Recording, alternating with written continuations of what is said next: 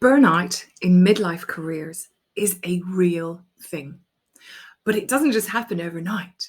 So you don't just have a normal working day and end up burned out at the end of it. And I know that's being a bit silly, but it isn't a black and white, a binary thing where you've either got it or not. I think it's really helpful to think about burnout in terms of stages. So if you know someone who is starting to feel burned out, you can notice some of the stages. And if it's caught in the early stages, it doesn't even get close to burnout. But if it goes to stage 7, 8, or 9, then it's really something that needs to be highlighted. And sometimes if you're feeling on the burnout lower stages, you can't really notice it in yourself. So it's really helpful if there's others around you who can notice it. So here's a really quick walk through some of the stages of work burnout. Okay, stage 1. You feel compelled, you or they feel compelled to prove yourself to others. Yeah, and sometimes this is just a personality style.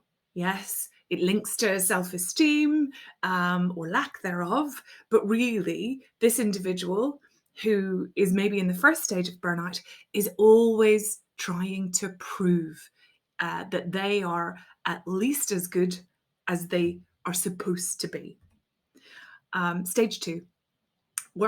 This person works even harder to prove their values to others. So they're always saying yes, they're always trying to add value, they're always taking good to excellent, and they often don't realize the good enough part in any project. Yeah, so this involves excessive effort and loads of time. And sometimes others don't understand the time that this person is putting in at this stage of burnout. 3, you're starting now to neglect your own needs. Okay, so you're working through lunch, you've forgotten how to exercise, you continually notice that you are becoming less and less because you're not giving yourself time to rejuvenate, to sleep well, to focus on the things that make you feel strong and healthy.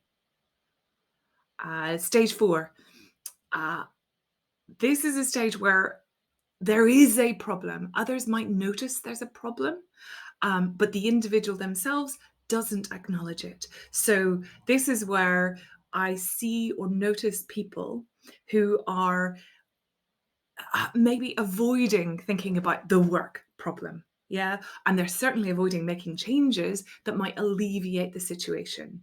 And even if those changes go back to the previous stage, which is avoiding exercise over longer periods of time, or as we get to further into stages, it's very clear that for this person, work becomes their number one priority, their number one value in life, and everything else sort of slips down the priority list. So by everything else, I can mean simple things like exercise, but I can also mean attending your son or daughter's sports event, or going to your child's nativity play, or attending to your elderly parents' needs, or whatever those things. And it's not because they are unkind, it's because they are in a stage of burnout where work dominates their entire thought process. Stage 6. Yeah, so this is where all of the other stuff has been going on for a while. Limited exercise, distractions, the prioritizing of work over everything else, to a repetitive stage where this person is grumpy. This person is easily annoyed. This person is cynical about things that might be helpful. Yeah, cynical about the power of exercise, the power of calming the mind, the power of investing in sleep process, certainly the power of investing in different career design. And sometimes, if this continues for a while, reactions to very normal stresses in the day are responded to with aggression. Stage number 7. This person is definitely in burnout. They are stopping saying yes to lovely social engagements that they previously enjoyed. They are pulling back from the nicer things in life. They are rejecting social invitations, things that they would normally have said yes to and be quite looking forward to, just are a no-go. So this person is withdrawing into themselves and away from the rest of life. Stage 8. Sometimes this is the stage where certainly wives, partners, husbands, sometimes children, sometimes family. If you haven't seen family for a while and then you see them at this stage, there are some really strong indicators that something is wrong. And if someone you haven't seen for a while points at something being wrong, it's responded to often with, "What do you know?" or some sort of aggression technique, or total dismissal. Who do they think they are? What do they know about my life? That sort of thing. This is an indication that it's no longer a personal soul journey. Burnout is not just going on in their head and body, it's filtering out into other areas of life. Stage 9, failure to acknowledge the needs of yourself and your loved ones. So up until this stages, the personal needs of the human who is experiencing burnout have been dismissed or negated or reduced in importance. But here, this is also happening to your loved ones. They're being ignored at best. Their needs are being ignored at best. And this can make relationships very strained. Not just loving relationships, friendships, relationships, neighbors, community, sports groups, etc. So it can make it really strained. We're in the final stages of burnout. So the performance of this individual at work will have decreased enormously, even though they're prioritizing it as number one.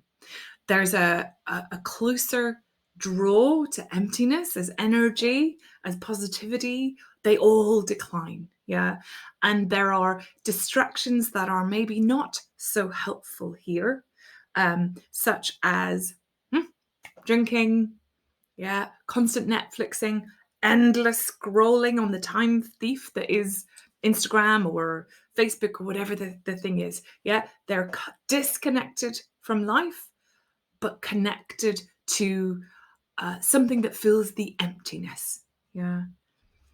And 11, we're heading into real diagnosable depression. So there's zero enthusiasm about future work. There's zero belief or very limited belief that they can control their work happiness, their work design. There's no enthusiasm for work future. And I guess if this goes on for a long time, there's limited enthusiasm or less for all future. And then the final stage is absolute burnout. This is where you physically shut down, mentally shut down. You cannot function. This, if you haven't been to a doctor by this stage, it's necessary, it's immediate, it's required. Because when I've seen people at this stage of burnout or heard their stories about being at this stage of burnout, this takes a long time to recover from. This possibly takes meeting with a therapist or counselor or stress or burnout specialist. This requires medical healing. And it's impossible to work at this stage because the daily requirements, the energy, the enthusiasm to get up out of bed and to head into the world feel inaccessible, if not impossible, at this stage of burnout. So if you know someone or love someone who is experiencing burnout, get a little bit more clarity on roughly where they are in the process. Share this with them and help them to potentially recognize where they are on the scale so that they can take action before this awful, awful stage 12. So you can take a little bit of action if you were in the earlier stages, and that stops this turning into crevices, giant crevices of healthcare issue, of mental health issues that really take months, at minimum months, to recover from. It is possible to design work that feels good, that fits your styles, your personality, your superpowers, your strengths, and your desire for whatever lifestyle you wish. But it's not possible to do that if you are in the final stages of burnout. I'd love to help you or anyone around you, but I hope this tiny little video gives you a sense that burnout is a long and slow process of reaching a situation where it's really hard to return from. So please help people around you to catch it in the early stages. Thanks.